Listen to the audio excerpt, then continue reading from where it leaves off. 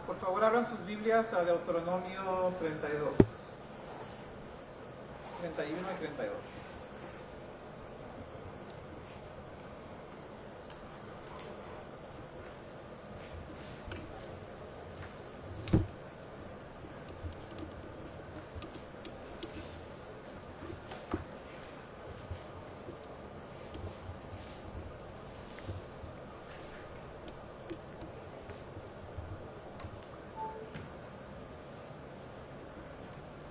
Estamos en una sección del 31:30 al 32:47, pero esta noche vamos a comenzar con el versículo 15, 32:15. Un repaso primero y luego 32:15. ¿Cómo están? Yo tomé un gran riesgo a mi camino aquí, no puse gas y cuando llegamos a la Grove se apagó el carro completamente y tuvimos que ir a la aventura y cuando llegué a la luz para botear a la gasolinera salió un ángel de un carro, nos salió un señor bien grande y me ayudó a empujarlo a la gasolinera. Entonces, bendito sea Dios, es la única razón que estoy aquí, más o menos a tiempo. Necesitamos oración, necesitamos orar por la hermana Lucy, que parece que tiene su pie infectado. Corte y Victoria tuvo cirugía esta mañana y un familiar en la familia de María falleció. Entonces vamos a orar. Padre, gracias por traernos a este lugar. Te ruego, Padre, que si hay alguien en camino, prepare su corazón, prepara todos nuestros corazones. Te rogamos que nos perdones de nuestros pecados, que nos llenes de tu espíritu. Te pido en especial esta noche por Lucy, Señor, que le ayudes a recuperarse rápidamente, Señor, que no tenga ninguna complicación. Igual por Victoria, Señor, ayuda a recuperarse de su cirugía y que todo salga bien. Y también por la familia de María, Señor. Te ruego por consolación y que uses esta oportunidad para acercar a cada una de estas personas que conocía a la persona que falleció a Cristo. Esta noche te pedimos que nos instruyas y nos hagas un poquito más como Jesús. Y si hay alguien en este cuerpo de creyentes que no hemos orado, que necesita oración, Padre, los traemos ante ti y pedimos tu bendición sobre sus vidas. Úsanos esta noche en el nombre de Jesús. Bueno, últimamente hemos estado estudiando temas y pasajes bíblicos, en mi opinión, bastantes positivos, de ánimo, de consolación. Los dos mensajes que se hicieron, Somos hijos, no esclavos, para mí eran mensajes de mucho ánimo. Y si tienen una oportunidad de escuchar esos mensajes en Facebook, sería bueno.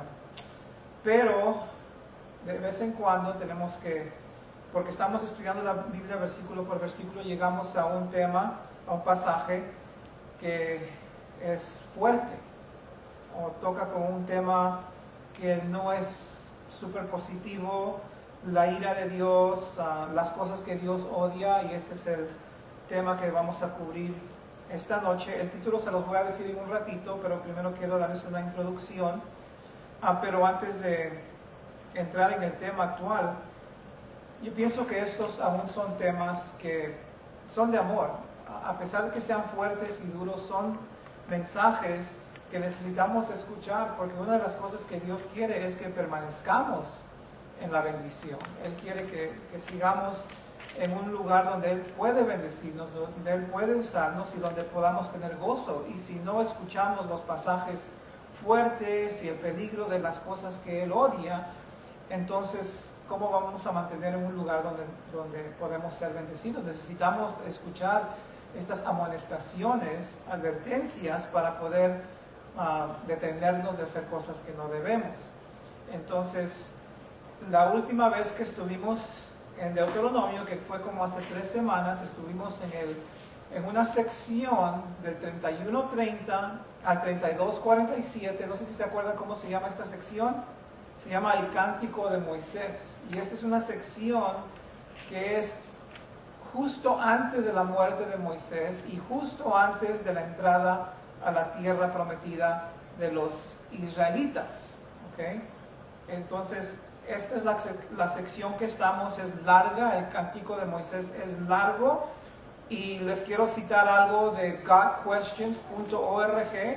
Y hermanos, no sé, estaba yo atrás mirando mis notas y me pregunto si todas las personas, no estoy hablando solamente de nosotros, si todas las personas que asisten a iglesias tienen ese entusiasmo por aprender la palabra de Dios, por entender, por aprender cosas nuevas. Algo que me impresionó que mi hijo me dijo hace unos días es que el mensaje del Viernes Santo, de cómo Jesús se quiere identificar con nosotros en varias diferentes maneras, se le hizo de mucho alimento espiritual, porque él nunca ha escuchado algo así. Él simplemente ha escuchado que Jesús murió en la cruz por nuestros pecados, pero no ha escuchado todo lo que él sufrió y que intencionalmente él sufrió esas cosas para poder identificarse con nosotros, y para él fue de mucha bendición. Entonces, eso es algo que viene por medio del estudio, por medio de buscar, escudriñar, querer ver cosas nuevas y cosas que nos van a ayudar a crecer y a conocer a Dios mejor. Entonces, cuando yo les leo estas citas, por ejemplo, la que les voy a dar, que tiene que ver con el trasfondo de Deuteronomio 31 y 32, nada más les quiero animar a que junten todas estas pepitas y las atesoreen, porque en realidad todas estas cosas son para nuestro bien, para nuestro gozo, para nuestro crecimiento y para que nuestras vidas le den gloria a Dios. Entonces, Cántico de Moisés, godquestions.org dice que hay por lo menos 3 canciones que Moisés escribió. Uno fue cantado después del cruce del Mar Rojo, eso ya lo vimos hace años en Éxodo 15. Otro canto de Moisés está registrado en el Salmo 90, lo puedes leer en tu tiempo personal. Y el otro canto que él escribió fue en los últimos días de su vida, antes de entrar en la tierra prometida, y está aquí en Deuteronomio 32. Antes de entrar a la tierra, Moisés no iba a entrar obviamente porque él iba a morir. Moisés tuvo que amarrar varios cabos sueltos en su ministerio, poner todo en orden, y una de las cosas que Dios le dijo a Moisés que haga antes de entrar, de que la gente entre en la tierra prometida, es escribir el cántico de Moisés y que le enseñe al pueblo este cántico. ¿Okay?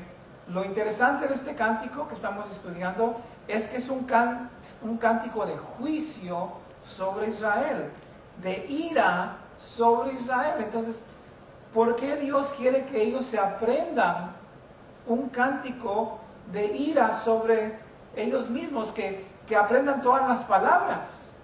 Y la razón que él quería, a pesar de que la generación que está entrando en este momento es una generación obediente, él sabía que un día esta nación va a pecar contra él, se va a alejar de él, y él quiere que esa canción sirva como un testimonio en contra de ellos, para cuando él los juzgue, ellos sepan, pues Dios nos dijo que íbamos mal, nos dijo que estábamos pecando, para cuando el juicio venga, ellos no puedan culpar a Dios, ellos no se puedan enojar con Dios. Y esto es tremendo, hermanos. Si nosotros estamos mal esta noche, entonces Dios quiere que sepa uno, mira, ya te expliqué bien lo que estás haciendo mal, ahora cuando vengan las consecuencias, acuérdate, no me culpes a mí. Y esa es la razón por este cántico. Cuando ellos cometan la apostasía, ellos van a tener un testimonio de que Dios ya sabía que iban a hacer. Va a ser un testimonio en contra de ellos. ¿Qué es la apostasía?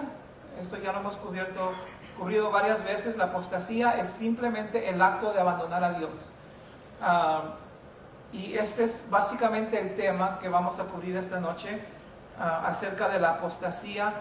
¿Por qué vamos a hablar de la apostasía? Nosotros no somos Israel, nosotros no somos apóstatas, nosotros no hemos abandonado a Dios.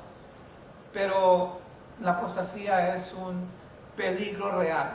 Hay muchas personas que abandonan a Dios. Hay muchas personas que caminaban con Dios, y luego ya no caminan con Dios, son religiosas, pero han dejado de vivir de acuerdo a los mandamientos de Dios. Algunos lo saben, algunos no lo saben.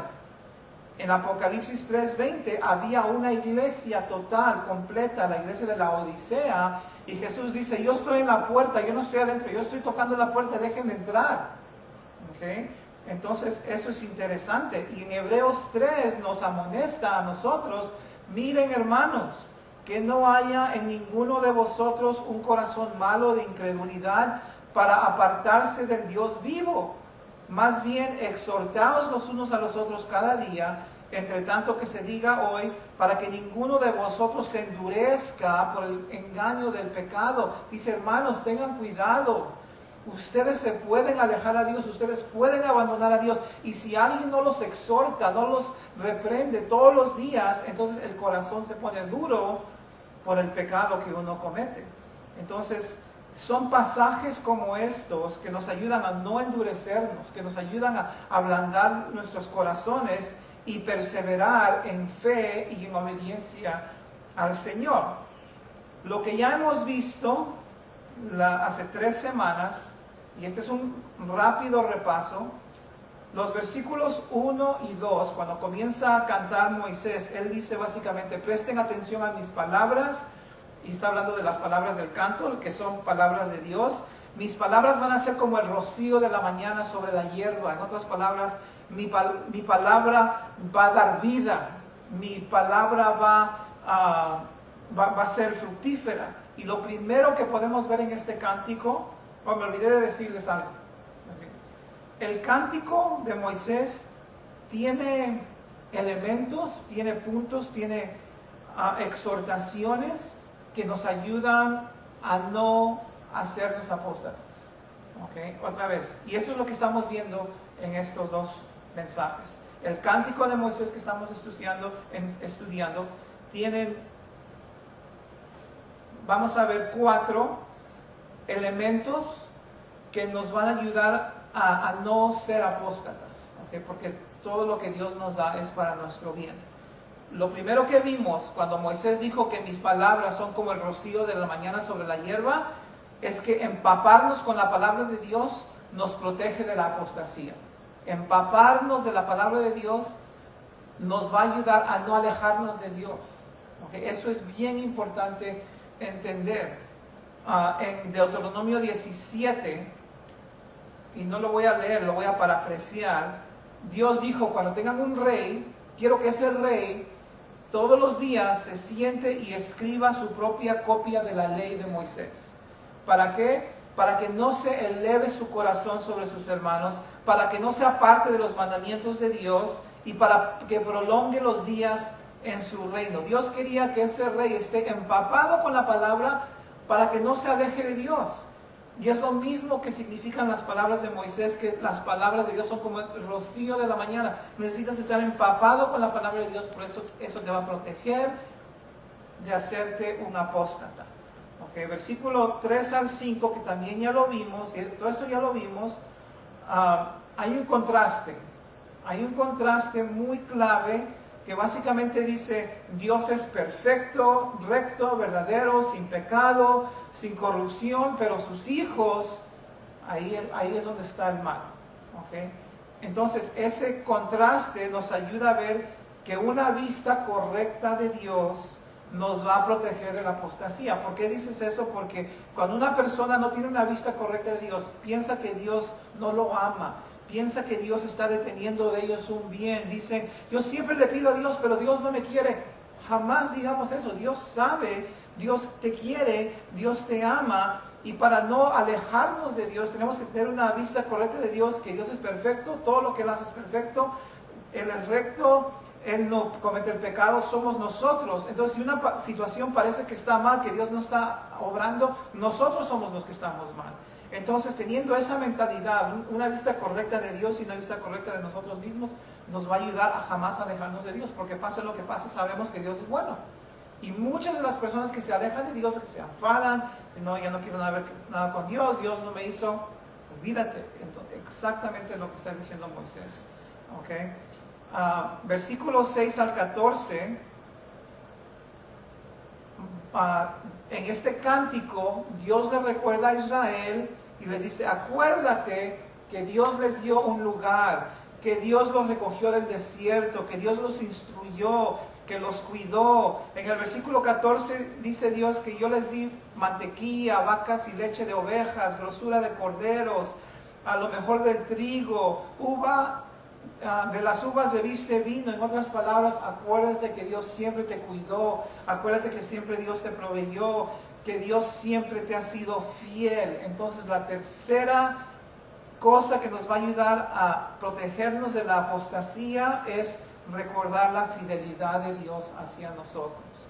Cuando tú te acuerdas lo bueno que Dios ha sido contigo, lo bondadoso, lo misericordioso, eso te va a ayudar, eso me va a ayudar a no alejarme de Dios. Porque ¿quién va a poder traicionar a un Dios que lo ama tanto? Por eso es que 1 de Juan 4:19 dice, nosotros le amamos a Él porque Él nos amó primero. Entonces, tres cosas, ¿ok? Empaparnos con la palabra nos va a ayudar a no ser apóstatas. Una vista correcta de Dios, lo justo, lo recto que Él es, nos va a ayudar a no ser apóstatas. Y tres, a recordar la fidelidad de Dios nos va a ayudar a no ser apóstatas. Esta noche vamos a ver un nuevo punto y solamente un nuevo punto. En el versículo 15 vamos a comenzar. Entonces, después de que este cántico habla de la bondad y el amor y el cuidado de Dios, sigue con un cambio de idea. Miren lo que dice el versículo 15. Pero, en otras palabras, a pesar de lo bueno que Dios fue con ellos, engordó Jesurún y Tirocoses, engordaste, te cubriste de grasa, entonces abandonó al Dios que lo hizo y menospreció la roca de su salvación. ¿Quién es Jesurún? ¿Quién es este Jesurún que engordó y tiró patadas? Jesurún es una manera de ser el justo, de decir el justo. Aquí Dios está hablando de Israel y está siendo sarcástico. Está diciendo, pero ese justo, supuestamente justo, después de entrar en la tierra prometida, como una vaca, engordó y en vez de agradecer a su Dios, comenzó a tirar cosas, comenzó a tirar patadas. Se engordó, se cubrió de grasa, entonces abandonó al Dios que lo hizo y menospreció la roca de su salvación. Ese fue Israel. Israel iba a entrar en la tierra y esta canción les iba a recordar que iban a entrar flaquitos, sin nada, solamente comiendo maná, y van a llegar a la tierra prometida y van a engordar, van a estar llenos de grasa y van a comenzar a hacerse arrogantes y darle una patada a Dios. Y eso es lo que hizo Israel, ¿okay? Y ese es uno de los primeros pasos a la apostasía, que Dios te bendice, te enseña, te cuida, te protege, y luego cuando ya tú tienes lo que tú quieres, ¡pum!, una patada, adiós Dios. Y eso es lo que pasó con Israel, ¿okay? ¿Y qué más hicieron? Versículo 16, le despertaron a celos con los dioses ajenos, lo provocaron a ira con abominaciones. Entonces entregaron a la idolatría dioses ajenos. ¿Y cuáles son las abominaciones? Sacrificaron a los demonios y no a Dios, a dioses que no habían conocido, a nuevos dioses venidos de cerca. En otras palabras, estaban ahí en esa tierra prometida, que no eliminaron a estas personas, entonces fue un tropiezo. A esos nuevos dioses venidos de cerca, que no habían temido vuestros padres. ¿Okay? Ese fue las abominaciones. Ellos hicieron sacrificios, ellos adoraron a Baal, el dios de la fertilidad de los cananitas. De la roca que te creó, te olvidaste. Te has olvidado de Dios, tu creador. ¿Okay? Entonces, hermanos, hermanas, en este cántico de Moisés, porque toda la palabra de Dios es para nuestra edificación, la cuarta manera que podemos evitar ser apóstatas es evitar la idolatría. Evitando la idolatría podemos protegernos de no ser apóstatas. ¿Okay? ¿Qué es la idolatría? Eso es lo que vamos a ver en detalle esta noche.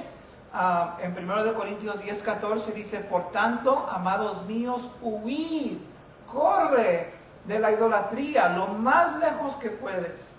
Corre, huir de la idolatría. Si existe una cosa que Dios odia más que quizás cualquier otra cosa, es la idolatría. Y si este mensaje tuviera un título, sería el odio de Dios hacia la idolatría. Porque lo que vamos a leer es una y otra condenación y odio de parte de Dios hacia Israel por su idolatría. ¿Okay? En el versículo 16 acabamos de ver dos cosas. Que la idolatría de ellos despierta los celos de Dios. Dios es un Dios celoso, no en una manera pecaminosa, porque sabemos que todo lo que hace Dios es justo y recto, pero despierta sus celos. Y en el versículo 16 también vimos que provoca a Dios a su ira. ¿Okay? Y aunque uno diga, tú sabes, a lo mejor los israelitas estaban diciéndose cuando comenzaron a jugar con la idolatría, pues yo solamente quería ir ahí y quería dar una ofrendita, tú sabes, a Baal para que venga lluvia sobre mis cultivos porque pues tengo que comer, ¿verdad? No era nada, it's not a big deal, nada más fui, llevé una manzanita. Esa es la actitud muchas veces de las personas hacia la idolatría. Pensamos que no estamos haciendo nada, todo está bien, es una cosa pequeña, solamente le llevé, tú sabes, un queque ahí al rito que estaban haciendo. Pero Dios dice que en hacer eso me estás provocando la ira, me estás despertando los celos, porque me estás mostrando que tú no dependes de mí. En el versículo 17 les dice, estaban ustedes sacrificando a demonios, ustedes quieren actuar como si no, pero ustedes están sacrificando a demonios, versículo 17 y versículo 17 otra vez, ustedes están olvidando de su creador. Entonces eso es lo que estaba pasando en Israel. Entonces el versículo 19 dice, y lo vio Jehová, y se encendió en ira por el menosprecio de sus hijos y de sus hijas. Entonces el versículo 19, la idolatría es algo que Dios puede ver, quizás el ser humano no la puede ver, pero Dios dice, yo veo la idolatría de mi pueblo y se enciende su ira. ¿Y qué más? Es menosprecio, es menospreciar, es tener a Dios como muy poco. ¿Okay? Entonces, Dios va a responder. Dios no se va a quedar callado para siempre con la idolatría de Israel. Sí les dio mucho espacio, mucho tiempo, pero va a tomar medios en contra de ellos, y de eso se trata el resto del cántico. Y otra vez, ellos deben aprender todas estas palabras. ¿Por qué? Porque van a haber algunos fieles que van a escuchar este cántico y van a cambiar. Miren lo que dice en el versículo 20, básicamente, uno de los medios que Dios va a tomar es que Él va a esconder su rostro. Versículo 20, y dijo, esconderé de ellos mi rostro, veré cuál será su fin. En otras palabras, yo ya no les voy a ayudar. ¿Ok? Y vamos a ver qué es lo que va a pasar con ellos. Porque yo ya no los voy a escuchar, yo ya no los voy a ayudar. ¿Por qué? Porque son una generación perversa. ¿Okay? Son una generación torcida, la palabra perversa es torcida, se han desviado del camino correcto, y dice son hijos infieles. Son hijos porque son mi nación, pero no son fieles a mí. ¿Okay? En el versículo 21 dice, básicamente Dios va a decir que los va a mandar a estos israelitas en cautiverio a otros países. ¿Por qué? Porque Dios no se va a quedar de brazos cruzados para siempre. Entonces, versículo 21, ellos me movieron a celos con lo que no es Dios. Ni siquiera es Dios lo que ellos están adorando. Entonces me están moviendo los celos. Me provocaron a ira con sus ídolos. Yo también los moveré a celos, a ellos, ¿verdad? Con un pueblo que no es pueblo. Los provocaré a ira con una nación insensata. Entonces Dios está hablando aquí de que Él va a usar a dos naciones paganas, insensatas, para pagarles de regreso lo que ellos están haciendo. Y si ustedes han leído la historia del Antiguo Testamento, los israelitas del norte fueron cautivados por los asirios, y los israelitas del sur fueron cautivados por los babilónicos. ¿Okay? Y jamás recuperaron como a la gloria de antes. ¿Okay? En el versículo 22 habla de lo profundo y lo extensa que es la ira de Dios cuando Él observa estas cosas. Dice el versículo 22, porque fuego se ha encendido en mi ira y arderá hasta las profundidades del sol. Mi furor está ardiendo hasta el infierno, hasta la tumba, dice. Devorará la tierra y sus frutos y abrazará los fundamentos de los montes. Entonces, mi ira no solamente se va a quedar placada, se va a extender y va a tratar con todos ustedes en una manera destructora. ¿Okay? Es fuerte, como les digo, este pasaje es fuerte, pero nos ayuda, ¿no? Te hace pensar 2 veces antes de estar jugueteando con ídolos. Y luego dice en el versículo 23, cosas que Dios hace donde Dios no es pasivo. Dios no es pasivo. Dice, yo amontonaré males sobre ellos, emplearé en ellos mis saetas. ¿Te das cuenta? Yo les voy a tirar flechazos. Consumidos serán de hambre y devorados de fiebre ardiente y de peste amarga. Fiebre, peste, diente de fieras enviaré también sobre ellos, con veneno de serpientes de la tierra. Entonces, ese es un canto que ellos se deben aprender, y esto les ocurrió, y tenían este canto para recordarles que no fue la culpa de Dios que todo esto les pasó. ¿Okay? Pero Dios no podía quedarse callado, y vamos a parar la lectura ahí, pero vamos a seguir con el tema. ¿Okay? Dios odia la idolatría. ¿Okay?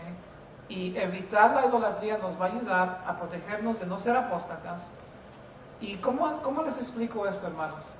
Es difícil usar estos textos del Antiguo Testamento para ayudarnos a una audiencia contemporánea para evitar la idolatría, porque inmediatamente uno escucha un sermón como este y dice, yo no me inclino a ídolos, yo no soy católico, yo no me postro ante estatuas, yo no estoy en busca del Dios de la fertilidad, ¿verdad? Como Israel lo hacía. Y muchas veces escuchamos esto y pensamos automáticamente estamos bien. ¿Okay? Pero tenemos que reconocer que la idolatría se manifiesta de diferentes maneras en diferentes generaciones. ¿Okay? La idolatría en mi vida no se va a manifestar igual a la idolatría de los israelitas. ¿Okay? Pero al fin de todo, cualquier cosa en tu vida, cualquier cosa en mi vida que toma el justo lugar de Dios, cualquier cosa en la cual yo dependo, cualquier cosa con la que yo no pueda vivir, donde estoy excluyendo a Dios y al Padre de nuestro Señor Jesucristo, o estoy excluyendo ejercer un servicio que Él requiere, aunque no sea una cosa mala, aunque sea dinero, aunque sea una casa, aunque sea un carro, un trabajo, una relación, una amistad, cualquier cosa, otra vez, que toma el lugar que Dios debe tener en mi vida, que yo dependo en esta cosa más que dependo en Dios por mi vida, o sin la cual yo no puedo vivir, sea algo bueno, como una casa, un carro, un trabajo, una persona, dinero, es un ídolo. ¿Okay? O cualquier cosa pecaminosa a que yo me aferro, sea un vicio, un acto inmoral, una mala actitud, cualquier otro acto de desobediencia que yo no quiero soltar. ¿Okay? Y es pecado ante Dios. Ya no estamos hablando de cosas que pueden ser buenas. Estas cosas no pueden ser buenas. Un carro, una casa puede ser algo bueno, una persona puede ser algo bueno, pero si tú le das el lugar incorrecto, el lugar de Dios, se hace malo. Pero también estamos hablando de cosas que son pecados, vicios, actos inmorales, malas actitudes, cualquier desobediencia también se convierte en un ídolo. No sé si hay algo así en tu vida. Posiblemente sí, posiblemente no. Esperamos que la respuesta sea no en todos los casos. El ídolo principal en este país, quizás no es el único, pero es uno de los más grandes, porque hay otros, serían las riquezas. ¿Okay? Es un ídolo viejo, porque Jesús habla de las riquezas. ¿Y cuál es el nombre que Jesús le da al ídolo de las riquezas? En Mateo 6, 24, Mamón. ¿Okay? Ninguno puede servir a dos señores, porque aborrecerá al uno y amará al otro, o estimará al uno y menospreciará al otro. No podéis servir a Dios y al Mamón, que es el Dios de las riquezas, o a las riquezas. ¿Okay? Entonces, una de las cosas que tenemos que tener mucho cuidado en este país es de no hacer las cosas materiales que Dios dice que te las doy, 1 Timoteo 6, para disfrutar, siempre y cuando no confíes en ellas y seas generosos. Ten cuidado que no hagas de las cosas materiales un ídolo. ¿A poco, Peter, estás diciendo que no debo trabajar, que no debo ganar dinero para proveer para mi familia? Absolutamente no estoy diciendo eso. Entonces, ¿cómo va uno a saber si las posesiones materiales, el dinero, se está haciendo un ídolo? Muy interesante que en el mismo pasaje que acabamos de leer en 6:24, Mateo 6:24, te dice cómo puedes asegurarte que las riquezas no sean tu ídolo. Escuchen lo que dice Jesús otra vez. Ninguno puede servir a dos señores. Jesús asume que tú vas a estar sirviéndolo a Él fielmente. ¿Ok? Y dice, hay personas que tratan de servir a dos señores. No puedes hacer eso. Solamente puedes tener un Señor en tu vida. No puedes ser el dinero y también Dios, las riquezas y también Dios, porque vas a aborrecer a uno y amar al otro, o vas a estimar a uno y menospreciar al otro. A uno de los dos les vas a dar un valor más alto. No podéis servir a Dios en las riquezas. Entonces, si yo no puedo servir a Dios, si yo tengo una casa, un trabajo, un carrazo, y cualquier sea posesión material que yo tenga, y esa posesión me perjudica en servir a Dios, no como otras personas piensan que yo debo servir a Dios, pero como Dios me ha mostrado que Él requiere de mí, ahí está el problema. ¿Okay? Por ejemplo, yo tengo una casa, mi esposa y yo tenemos una casa, pero si yo no tengo cuidado, yo estaba pensando en esto el día de hoy, ¿por qué? Porque estoy en medio de una reparación. Si yo no tengo cuidado, yo puedo hacer de esa casa un ídolo. ¿Okay? Tengo que tener cuidado. Necesito que la casa sea una posesión, no que la casa me posea a mí. ¿Sí me entienden? Esa casa no puede controlar mi vida. Porque ya, entonces, el momento que esa casa controla mi vida, entonces esa casa es mi Dios. Necesito que la casa sea un recurso que yo uso y no la cosa principal en mi vida. ¿Okay? Entonces, yo pensando en esto hoy y pensando en Mateo 6, yo me doy cuenta que si yo puedo tener una casa, tener un trabajo, comprar un carro o cualquier cosa que sea, ¿ok? Y mantener esa cosa o esas cosas en su lugar correcto, en su lugar que son cosas que yo uso, simplemente. ¿Okay? Una de las cosas esto es un poquito desviado, pero estoy teniendo problemas con mis carros y otras cositas, y el Señor me ha puesto en mi corazón, tú úsalo nomás, úsalo, no es como, no te preocupes, en el momento que se pueda arreglar, se arregla y tú úsalo, ¿no? Bueno, si yo puedo mantener esas cosas en su lugar correcto y rendirle un servicio efectivo a Dios, entonces probablemente no es mi ídolo, porque si solamente me aferro a servir al Señor y usar las cosas, entonces estoy bien, pero si me aferro a servir las cosas o a los vicios o a las personas, o sea, y entonces ya no voy a tener tiempo para Dios, ya mi relación y mi servicio a Dios va a ser afectado, entonces probablemente ando muy mal. ¿Okay? Pero aún así, aunque ahorita pienso que están las cosas bien, tengo que cuidarme. Tengo que cuidarme. Entonces, pregunta, ¿hay algo en tu vida, en su vida de usted, que está afectando negativamente su relación con Dios, su servicio con Dios, o te está causando a pecar contra Dios o violando tu conciencia? Tienes que pensar en eso muy bien. ¿Okay? Considéralo bien, porque un día vamos a dar cuentas. ¿Okay? Vamos a hacer algo antes de cerrar este mensaje. Como es tan difícil, en realidad, leer versículos acerca de la idolatría y examinarnos si estamos en alguna idolatría, lo que quiero hacer, que quizás nos va a ayudar un poquito, es explicar bíblicamente qué es la adoración a Dios. ¿Ok? Voy a explicarles lo que es la adoración a Dios en una manera breve, porque ya es tarde. Voy a usar un versículo y una persona en la Biblia, y lo que es opuesto a ese versículo y a esa persona, entonces vamos a decir, si no es así como el versículo y como el ejemplo que vamos a leer, entonces cuidado. ¿Okay? Cuidado. Pues el versículo sería Romanos 12:1. Romanos 12:1, y el ejemplo va a ser María Magdalena.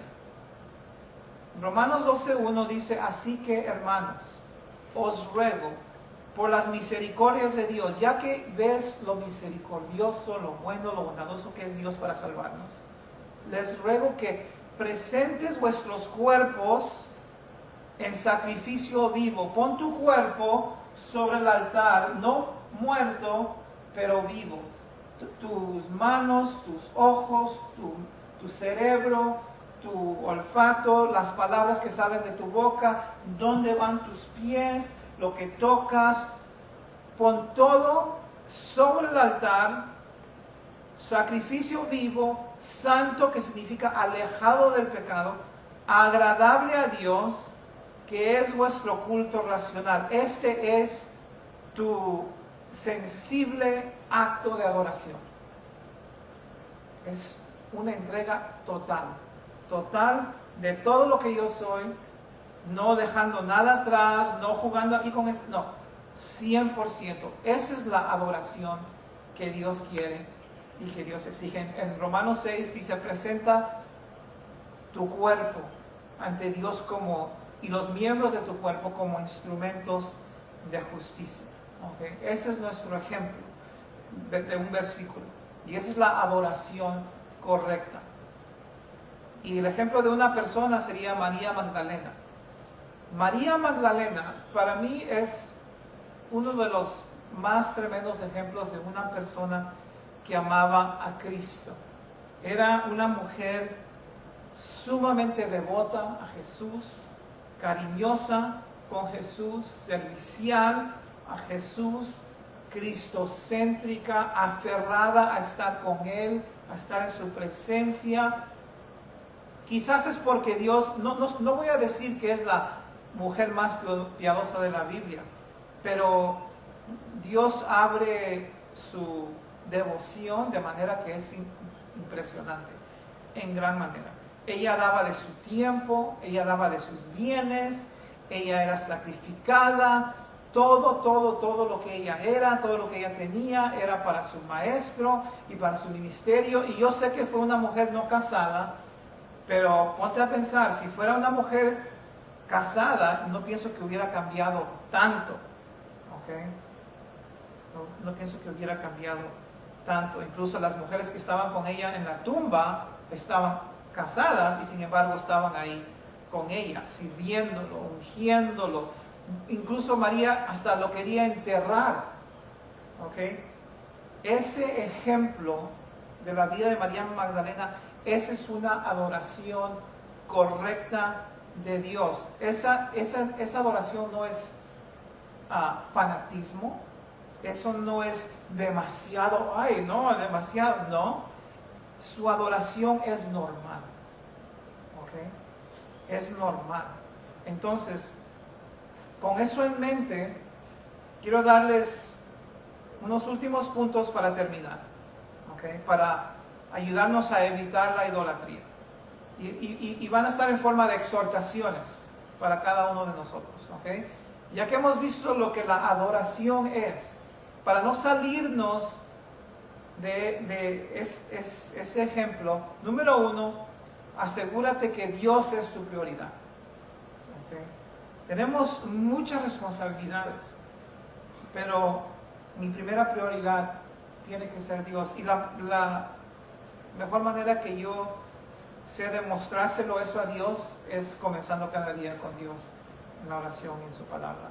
Pero sea como sea, asegúrate que Dios es tu prioridad. 2, asegúrate que estás sirviendo a Dios. Sirviendo a Dios. Eso es obvio. Esa es la vida de María Magdalena. Esa es lo que nos exige Romanos 12:1, sacrificio vivo. Y es más, hermanos, no quiero hacerlo pesado. Eso es lo que vamos a hacer. Si somos hijos de Dios, vamos a hacer Dios nuestra prioridad, porque lo amamos, y vamos a asegurarnos que estamos sirviendo a Dios, porque eso es nuestro deseo. Porque hemos sido cambiados. Ahora, voy por el número 3. Acuérdense del versículo 15, que Dios le llama a Israel una vaca engordada, un supuesto justo, Jesurún, que tiraba patadas y provocaba a Dios con sus abominaciones. Entonces, eso habla de arrogancia, eso habla de rebelión. Entonces, una manera de no caer en la idolatría, asegúrate de no hacer concesiones con el pecado y no violar tu propia conciencia. No hagas concesiones, no digas, oh, it's okay, no es un pecado grande. Jamás. Todo pecado es abominable a Dios. No podemos provocar a Dios a la ira con nuestras abominaciones. Y cuando la Biblia dice que cuando algo no parece ser pecado, pero está en contra de tu conciencia, Romanos, no sé si es 14 o 15, dice que para nosotros es pecado. Si tú sabes que algo que estás haciendo está mal y tú lo haces porque tú justificas que no está mal, la Biblia dice que lo que no es de fe es pecado. Entonces asegúrate de nunca hacer concesiones y nunca violar tu propia conciencia. 4, asegúrate que no hagas alianzas con personas idólatras. No estoy diciendo que no debes evangelizar, que no debes visitar, que no debes comer o tomar un café con una persona que es idólatra, porque entonces si no, ¿cómo las vas a amar y cómo las vas a evangelizar? Pero jamás debes hacer una alianza mano a mano con una persona que es idólatra. En Deuteronomio 7, y ese es un versículo que le mandé a mi hijo hoy día cuando estaba en la escuela, porque obviamente mi hijo está joven y está en un tiempo donde le gustan las chicas, y quiero que tenga mucho cuidado. En Deuteronomio 7 dice,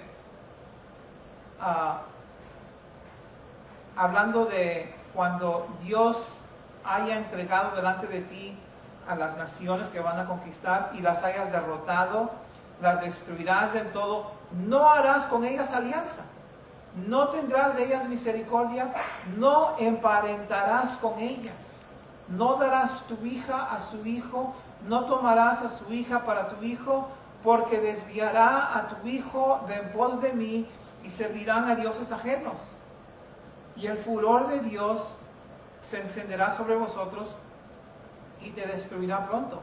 Entonces, cuando un cristiano hace una alianza, una unión íntima con una persona que no conoce a Dios, esa persona te va a arrastrar de los caminos de Dios, te va a quitar de los caminos. Ya tú no vas a ser la persona que eras antes.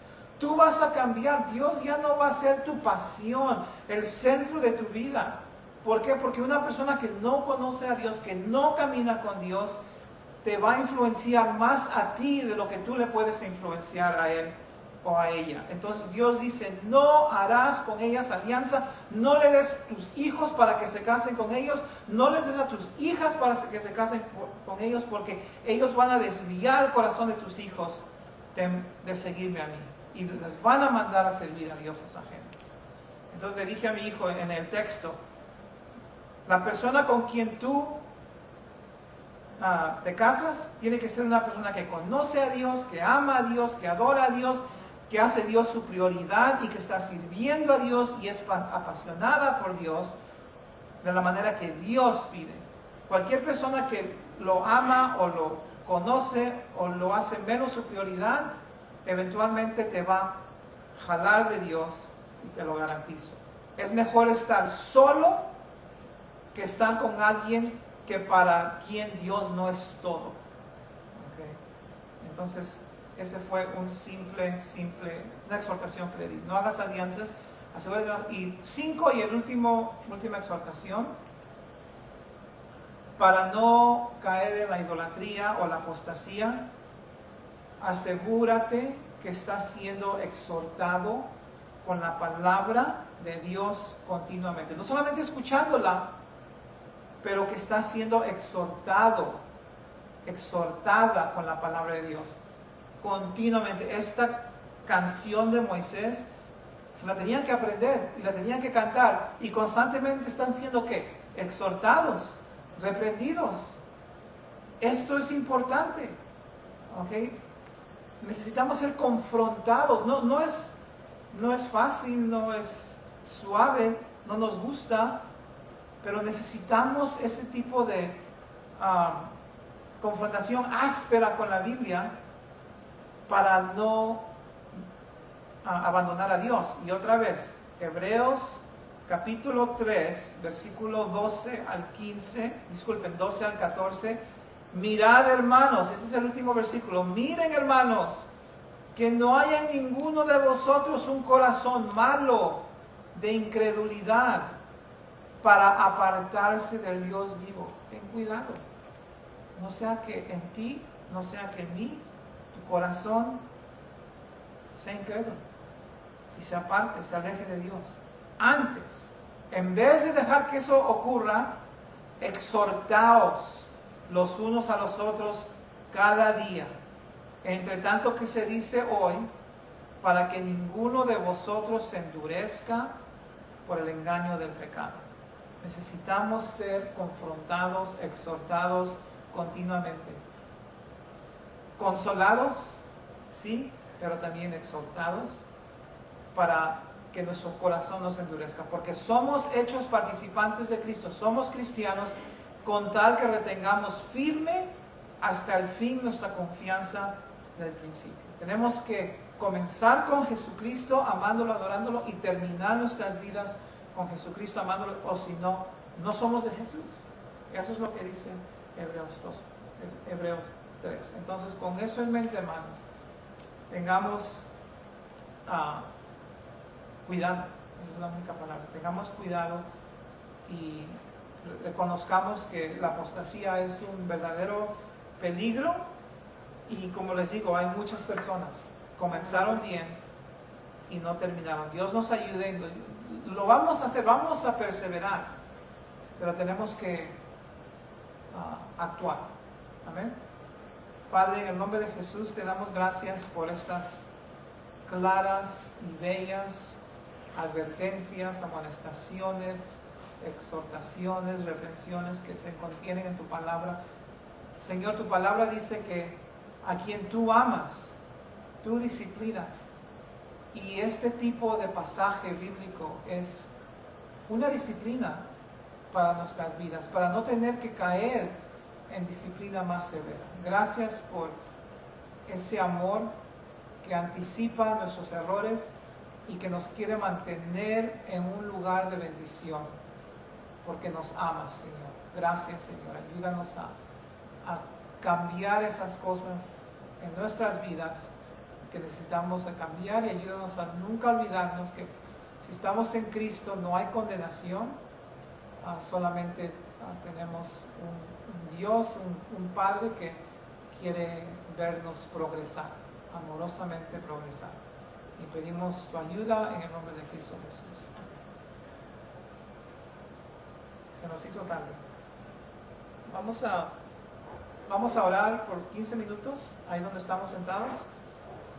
Y al final paso y concluyo, ¿ok? Oremos por cualquier cosa que queramos, hermanos, pero primero de todo, adoremos a Dios y démosle gracias.